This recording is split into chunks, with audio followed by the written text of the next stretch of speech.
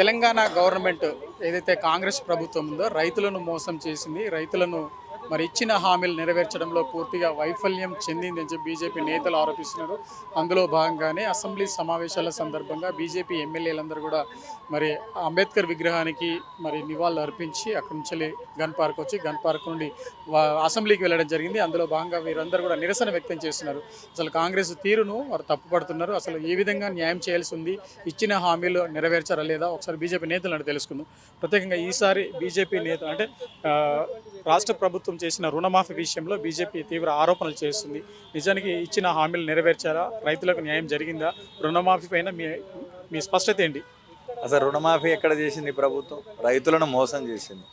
మేనిఫెస్టోలో శాసనసభ ఎన్నికల సమయంలో 2 లక్షల రూపాయల రూపు వ్యవసాయ రుణాన్ని బేషరతుగా మాఫీ చేస్తామని చెప్పి రైతు భరోసా పేరుతోని ఖరీఫ్ రబీ కలుపుకొని ఎకరానికి 15,000 రూపాయలు ఇస్తామని చెప్పి స్పష్టమైనటువంటి హామీలను ఇచ్చి అధికారంలోకి వచ్చినటువంటి ప్రభుత్వం డిసెంబర్ 9 సోనియా గాంధీ జయంతి సందర్భంగా రైతులకు కానుకివ్వబోతున్నాం, 2 లక్షల రూపాయల వ్యవసాయ రుణమాఫీని బేషరతుగా చేయబోతున్నాం అని చెప్పి మాట మార్చి కాలయాపన చేసి 7 నెలల తర్వాత అనేక ఆంక్షలతోటి అనేక క్వర్రీలు విధిస్తూ ఇలా జీవో నెంబర్ 567ని తీసుకొచ్చారు.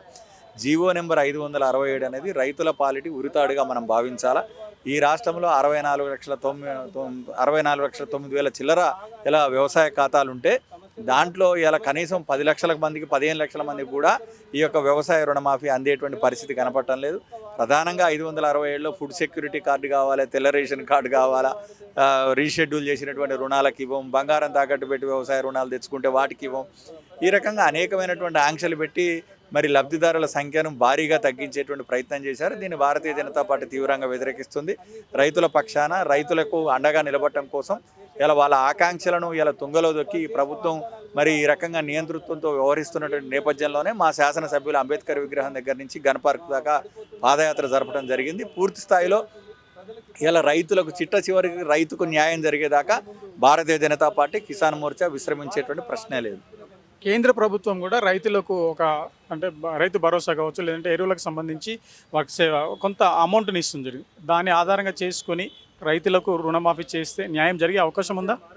ఇప్పుడు ఒకటి, రాష్ట్ర ప్రభుత్వము పూర్తి స్థాయిలో వ్యవసాయానికి సంబంధించినటువంటి బాధ్యత తీసుకోవాలి. కేంద్ర ప్రభుత్వం నరేంద్ర మోడీ గారి ప్రభుత్వం ఏర్పడ్డప్పటి నుంచి కూడా రైతులందరికీ అండగా నిలవాలని పంటల సమగ్ర బీమా ప్రధానమంత్రి పంటల బీమా యోజన పథకాన్ని తెచ్చింది.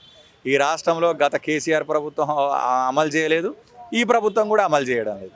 కాబట్టి ఇప్పుడు మళ్ళీ గోదావరికి వరదలు వస్తున్నాయి. అనేక సందర్భాలలో ఈ రాష్ట్రంలో గత 10 సంవత్సరాలుగా పంటల బీమా యోజన లేని కారణంగా రైతులు నష్టపోతూ ఉన్నారు. నరేంద్ర మోడీ గారు ప్రవేశపెట్టినటువంటి ప్రధానమంత్రి ఫసల్ బీమా యోజన దురదృష్టవశాత్తు తెలంగాణలో కేసీఆర్ అమలు చేయలేదు, రేవంత్ రెడ్డి గారి ప్రభుత్వం కూడా అమలు చేయడం లేదు. పైపెచ్చు ఈ రాష్ట్రంలో ఏదైనా కొత్తగా రాష్ట్ర ప్రభుత్వం ఏమైనా సమగ్ర పంటల బీమా పథకం తీసుకొచ్చిందంటే అది కూడా తీసుకురాలేదు. ఈ రాష్ట్రంలో గత కేసీఆర్ ప్రభుత్వము 10 సంవత్సరాల పాటు కేంద్రం ఇచ్చినటువంటి ఇన్పుట్ సబ్సిడీలను కూడా దారి మళ్లించింది. వ్యవసాయ యాంత్రిక పరికరాలకు ఇచ్చినటువంటి సబ్సిడీలను కూడా దారి మళ్లించింది. అదే బాటలో ఈ ప్రభుత్వం కూడా ప్రయాణం చేస్తుంది తప్ప కేంద్రం ఇచ్చినటువంటి సహకారాన్ని అందిపుచ్చుకొని రైతులకు ఏదైనా న్యాయం చేయాలనేటువంటి ఆలోచన ఈ ప్రభుత్వానికి లేదు. ఇలా ఎంతసేపటికి మభ్యపెట్టే మాటలు, మోసపూరిత మాటలతోని పబ్బం గడుపుకుంటా ఉంది. అందుకే భారతీయ జనతా పార్టీ ఖచ్చితంగా రైతులను సంఘటితం చేసి చిట్ట చివరి రైతుకు న్యాయం జరిగేదాకా మీరు మేనిఫెస్టోలో ఏదైతే చెప్పిర్రో 2 లక్షల వ్యవసాయ రుణమాఫీ ఎటువంటి ఆంక్షలు లేకుండా చేసేదాకా ఖచ్చితంగా మేము మా పోరాటం చేస్తాం. రైతులకు విషయం సంబంధించి ఇంతమంది అర్హులు ఉన్నారని ఏనాడైనా ప్రతిపక్షాలతో అధికార పక్షం సమావేశం నిర్వహించిందా? లెక్కల విషయంలో ఏమైనా తేల్చిందా?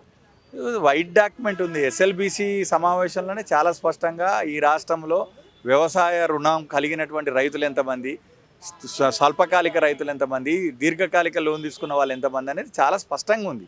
ఈ ప్రభుత్వం చేస్తున్నది ఏంది?